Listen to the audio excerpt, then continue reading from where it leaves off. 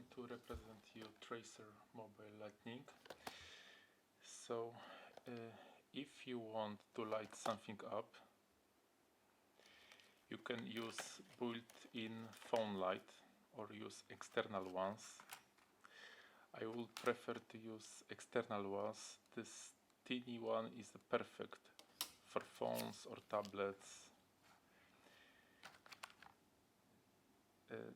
This device has nice clip that is handle to any device.